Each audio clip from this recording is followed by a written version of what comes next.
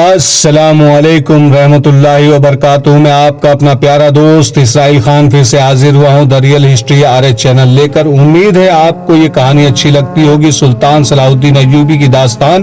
یہ آپ کا اپنا چینل ہے، اسے لائک، سبسکرائب، کمنٹ، شیئر ضرور کریے گا میرے دوستوں۔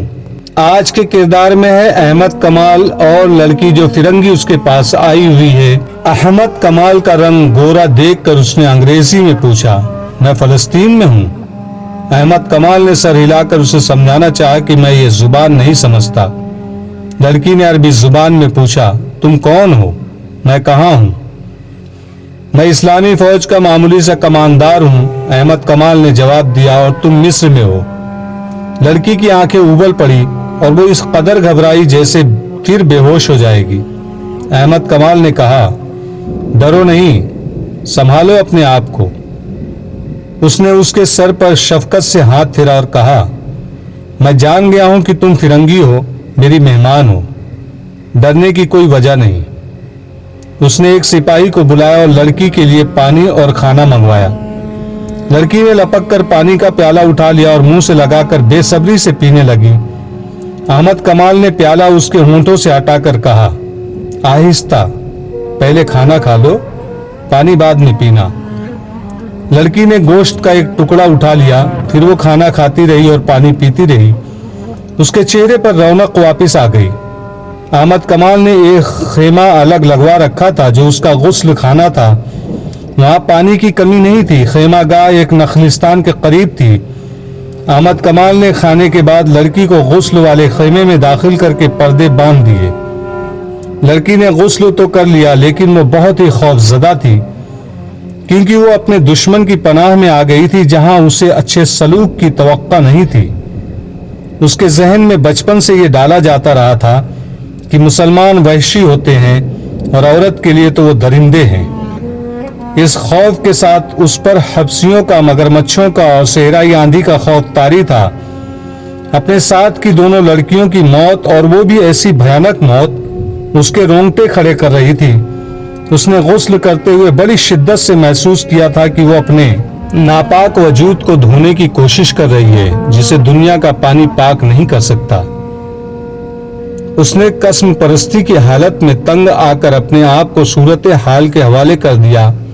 احمد کمال نے دیکھ لیا تھا کہ ایسے حسن اور ایسے دل گداز جسم والی لڑکی معمولی لڑکی نہیں۔ مصر کے اس حصے میں ایسی فرنگی لڑکی کیسے آ سکتی تھی؟ اس نے لڑکی سے پوچھا تو لڑکی نے جواب دیا کہ وہ قافلے سے بچھڑ گئی ہے، آندھی میں گھوڑا بے لگام ہو گیا تھا۔ احمد کمال ایسے جواب سے مطمئن نہیں ہو سکتا تھا۔ اس نے 3-4 اور سوال کیے تو لڑکی کے ہونٹ کانپنے لگے۔ احمد کمال نے کہا، اگر تم یہ کہتی کہ تم اغوا کی ہوئی لڑکی ہو اور آندھی نے تمہیں چھڑا دیا ہے تو شاید میں مان جاتا، تمہیں جھوٹ بولنا نہیں آتا۔ اتنے میں اس سپاہی نے جو احمد کمال کے ساتھ تھا خیمے کا پردہ اٹھایا اور ایک تھیلا اور ایک مشکیزہ احمد کمال کو دے کر کہا کہ یہ اس لڑکی کے گھوڑے کے زین کے ساتھ بندھے ہوئے تھے۔ احمد کمال تھیلا کھولنے لگا تو لڑکی نے گھبرا کر تھیلے پر ہاتھ رکھ لیا۔ اس کے چہرے کا رنگ بدل گیا۔ احمد کمال نے تھیلا اسے دے کر کہا، لو خود کھول کر دکھا دو۔ لڑکی کی زبان جیسے گنگ ہو گئی تھی۔ اس نے بچوں کے انداز سے تھیلا پیٹ پیچھے کر لیا۔ احمد کمال نے کہا، یہ تو ہو نہیں سکتا کہ میں تمہیں کہہ دوں کہ جاؤ، چلی جاؤ۔ مجھے کوئی حق نہیں پہنچتا کہ تمہیں روکوں، لیکن ایک ایسی لڑکی کو جو آبادیوں سے دور اکیلی گھوڑے پر بے ہوشی کی حالت میں بھٹکتی ہوئی پائی گئی ہے، اسے میں اکیلا نہیں چھوڑ سکتا۔ یہ میرا انسانی فرض ہے، مجھے اپنا ٹھکانہ بتا دو، میں تمہیں اپنے سپاہیوں کے ساتھ حفاظت سے پہنچا دوں گا۔ اگر نہیں بتاؤ گی تو تمہیں مشتبہ لڑکی سمجھ کر قاہرہ اپنی حکومت کے پاس بھیج دوں گا۔ تم مصری نہیں ہو، تم سوڈانی نہیں ہو۔ لڑکی کے آنسو بہنے لگے۔ وہ جس مصیبت سے گزر کر آئی تھی اس کی وحشت اور ہولناک اس پر پہلے ہی غالب تھی۔ اس نے تھیلا احمد کمال کے آگے پھینک دیا۔ احمد نے تھیلا کھولا تو اس میں سے کچھ کھجوریں، 2-4 چھوٹی موٹی عام سی چیزیں نکلی اور ایک تھیلی نکلی یہ کھولی تو اس میں سے سونے کے بہت سے سکے اور ان میں سونے کے باریک سی جنزیر کے ساتھ چھوٹی سی سیاہ لکڑی کی سلیب نکلی۔ احمد کمال اس سے یہی سمجھ سکا کہ لڑکی عیسائی ہے۔ اسے غالباً معلوم نہیں تھا کہ جو عیسائی مسلمانوں کے خلاف لڑنے کے لیے صلیبی لشکر میں شامل ہوتا ہے وہ ایک سلیب پر حلف اٹھاتا ہے اور چھوٹی سی ایک سلیب ہر وقت اپنے پاس رکھتا ہے۔ احمد کمال نے اسے کہا کہ اس تھیلے میں میرے سوال کا جواب نہیں ہے۔ اگر میں یہ سارا سونا تمہیں دے دوں تو میری مدد کرو گے؟ لڑکی نے پوچھا۔ کیسی مدد؟ مجھے فلسطین پہنچا دو، لڑکی نے جواب دیا، اور مجھ سے کوئی سوال نہ پوچھو۔ میں فلسطین تک بھی پہنچا دوں گا لیکن سوال ضرور پوچھوں گا۔ اگر مجھ سے کچھ بھی نہ پوچھو تو اس کا الگ انعام دوں گی۔ وہ کیا ہوگا؟ گھوڑا تمہیں دے دوں گی، لڑکی نے جواب دیا، اور 3 دنوں کے لیے مجھے اپنی لونڈی سمجھ لو۔ احمد کمال نے اس سے پہلے ہاتھ میں کبھی اتنا سونا نہیں اٹھایا تھا اور اس نے ایسا حیران کن حسن اور جسم بھی نہیں دیکھا تھا۔ اس نے اپنے سامنے پڑے ہوئے سونے کے چمکتے ہوئے ٹکڑوں کو دیکھا، پھر لڑکی کے ریشم جیسے بالوں کو دیکھا جو سونے کے تاروں کی طرح چمک رہے تھے، پھر اس کی آنکھوں کو دیکھا جن میں وہ طلسماتی چمک تھی جو بادشاہوں کو ایک دوسرے کا دشمن بنا دیا کرتی تھی۔ وہ تنومند مرد تھا، کماندار تھا، ان دستوں کا حاکم تھا جو سرحد پر پہرا دے رہے تھے۔ اسے روکنے، پوچھنے اور پکڑنے والا کوئی نہ تھا، مگر اس نے سکے تھیلی میں ڈالے، سلیب بھی تھیلی میں رکھی اور تھیلی لڑکی کے گود میں رکھ دی۔ لڑکی نے پوچھا، کیوں؟ یہ قیمت تھوڑی ہے؟ احمد کمال نے کہا، بہت تھوڑی۔ ایمان کی قیمت خدا کے سوا کوئی نہیں دے سکتا۔ لڑکی نے کچھ کہنا چاہا لیکن احمد کمال نے اسے بولنے نہ دیا اور کہا، میں اپنا فرض اور اپنا ایمان فروخت نہیں کر سکتا۔ سارا مصر میرے اعتماد پر آرام کی نیند سوتا ہے۔ 3 مہینے گزرے، سوڈانیوں نے قاہرہ پر حملہ کرنے کی کوشش کی تھی۔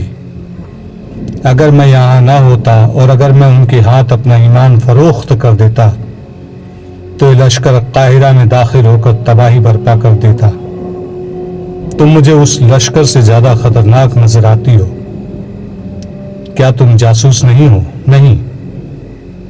تم یہی بتا دو کہ تمہیں آندھی نے کسی ظالم کے پنجے سے بچایا ہے یا تم آندھی سے بچ کر نکلی ہو؟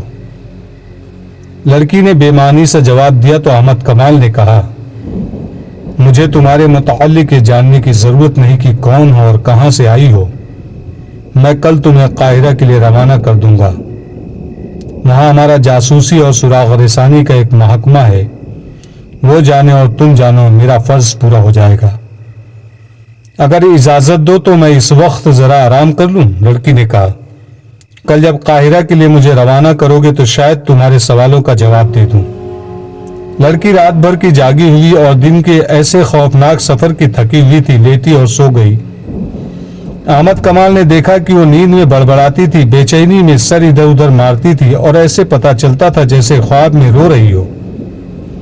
احمد کمال نے اپنے ساتھیوں کو بتا دیا کہ ایک مشکوک فرنگی لڑکی پکڑی گئی ہے جسے کل قاہرہ بھیجا جائے گا۔ اس کے ساتھی احمد کمال کے کردار سے واقف تھے، کوئی بھی ایسا شک نہیں کر سکتا تھا کہ اس نے لڑکی کو بدنیتی سے اپنے خیمے میں رکھا ہے۔ اس نے لڑکی کا گھوڑا دیکھا تو وہ حیران ہوا کیونکہ گھوڑا اعلیٰ نسل کا تھا، اور جب اس نے زین دیکھی تو اس کے شکوک رفع ہو گئے۔ زین کے نیچے مصر کی فوج کا نشان تھا، یہ گھوڑا احمد کمال کی اپنی فوج کا تھا۔ حبشیوں نے آندھی کی وجہ سے تعاقب ترک کر دیا تھا، وہ واپس زندہ پہنچ گئے تھے۔ پروہت نے فیصلہ دے دیا تھا کہ لڑکیاں آندھیوں میں ماری گئی ہوں گی، لہذا تعاقب میں کسی کو بھیجنا بیکار ہے۔ وقت بھی بہت گزر گیا تھا لیکن رجب پر آفت نازل ہو رہی تھی۔ اس سے حبشی بار بار یہی ایک سوال پوچھتے تھے، لڑکیاں کہاں ہیں؟ اور وہ قسمیں کھا کھا کر کہتا تھا کہ مجھے معلوم نہیں۔ حبشیوں نے اسے اذیتیں دینی شروع کر دی، تلوار کی نوک سے اس کے جسم میں زخم کرتے اور اپنا سوال دہراتے تھے۔ حبشیوں نے اس کے ساتھیوں کو بھی درختوں کے ساتھ باندھ دیا اور ان کے ساتھ بھی یہی ظالمانہ سلوک کرنے لگے۔ رجب کو خدا اپنی قوم اور اپنے ملک سے غداری کی سزا دے رہا تھا۔ رات کو بھی اسے نہ کھولا گیا، اس کا جسم چھلنی ہو گیا تھا۔ احمد کمال کے خیمے میں لڑکی سوئی ہوئی تھی، وہ سورج غروب ہونے سے پہلے جاگی تھی۔ احمد کمال نے اسے کھانا کھلایا تھا، اس کے بعد وہ پھر سو گئی تھی۔ اس سے 2-3 قدم دور احمد کمال سویا ہوا تھا۔ رات گزرتی جا رہی تھی، خیمے میں دیا جل رہا تھا۔ اچانک لڑکی کی چیخ نکل گئی۔ احمد کمال کی آنکھ کھل گئی، لڑکی بیٹھ گئی تھی، اس کا جسم کانپ رہا تھا، چہرے پر گھبراہٹ تھی۔ احمد کمال اس کے قریب ہو گیا، لڑکی تیزی سے سرک کر اس کے ساتھ لگ گئی اور روتے ہوئے بولی، ان سے بچاؤ، وہ مجھے مگرمچھوں کے آگے پھینک رہے ہیں، وہ میرا سر کاٹنے لگے ہیں۔ کون؟ وہ بھدے حبسی، لڑکی نے ڈرے ہوئے لہجے میں کہا، وہ یہاں آئے تھے۔ احمد کمال کو حبسیوں کی قربانی کا علم تھا، اسے شک ہوا کہ اسے شاید قربان کرنے کے لیے لے جایا جا رہا تھا۔ اس نے لڑکی سے پوچھا تو لڑکی نے بازو احمد کمال کے گلے میں ڈال دیے، کہنے لگی، مت پوچھو، میں خواب دیکھ رہی تھی۔ احمد کمال دیکھ رہا تھا کہ وہ تو بہت ہی ڈری ہوئی ہے۔ اس نے اسے تسلیاں دی اور یقین دلایا، یہاں اسے اٹھانے کے لیے کوئی نہیں آئے گا۔ لڑکی نے کہا، میں سو نہیں سکوں گی، تم میرے ساتھ باتیں نہیں کر سکتے؟ میں اکیلی جاگ نہیں سکوں گی، میں پاگل ہو جاؤں گی۔ احمد کمال نے کہا، میں تمہارے ساتھ جاگتا رہوں گا۔ اس نے لڑکی کے سر پر ہاتھ پھیر کر کہا، جب تک میرے پاس ہو تمہیں ڈرنے کی ضرورت نہیں۔ اس نے اس پر عمل بھی کر کے دکھا دیا۔ لڑکی کے ساتھ اس نے حبسیوں کے متعلق یا اس کے متعلق کوئی بات نہ کی نہ پوچھی، اسے ترکی اور مصر کی باتیں سناتا رہا۔ لڑکی اس کے ساتھ لگی بیٹھی تھی۔ احمد کمال کا لب و لہجہ شگفتہ تھا، اس نے لڑکی کا خوف دور کر دیا اور لڑکی سو گئی۔ لڑکی کی آنکھ کھلی تو صبح طلوع ہو رہی تھی۔ اس نے دیکھا کہ احمد کمال نماز پڑھ رہا تھا، وہ اسے دیکھتی رہی۔ احمد کمال نے دعا کے لیے ہاتھ اٹھائے اور آنکھیں بند کر لی۔ لڑکی اس کے چہرے پر نظریں جمائے بیٹھی رہی۔ احمد کمال فارغ ہوا تو لڑکی نے پوچھا، تم نے خدا سے کیا مانگا تھا؟ احمد کمال نے جواب دیا، بدی کے مقابلے کی ہمت۔ تم نے خدا سے کبھی سونا اور خوبصورت بیوی نہیں مانگی؟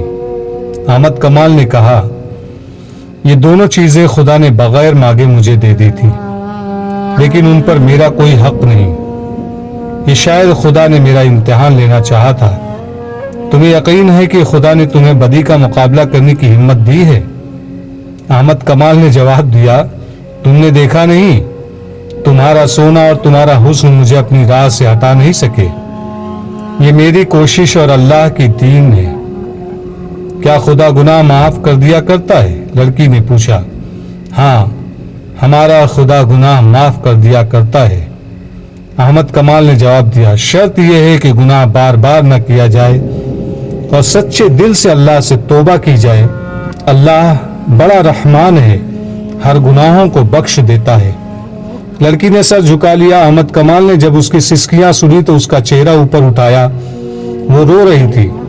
لڑکی نے احمد کمال کا ہاتھ پکڑ لیا اور اسے کئی بار چوما۔ احمد کمال نے اپنا ہاتھ کھینچ لیا۔ لڑکی نے کہا، آج ہم جدا ہو جائیں گے، تم مجھے قاہرہ بھیج دو گے، میں اب آزاد نہیں ہو سکوں گی۔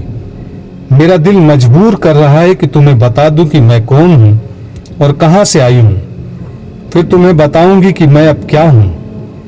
ہماری روانگی کا وقت ہو گیا ہے، احمد کمال نے کہا، میں خود تمہارے ساتھ چلوں گا۔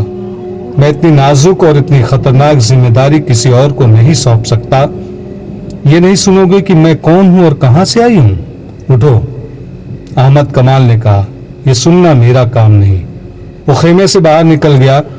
کچھ دیر بعد قاہرہ کے سمت 6 گھوڑے جا رہے تھے۔ ایک پر احمد کمال تھا، اس کے پیچھے دوسرے گھوڑے پر لڑکی تھی، اس کے پیچھے پہلو بہ پہلو 4 گھوڑے محافظوں کے تھے اور ان کے پیچھے ایک اونٹ جس پر سفر کا سامان، پانی اور خوراک وغیرہ تھی جا رہا تھا۔ قاہرہ تک کم و بیش 36 گھنٹوں کا سفر تھا۔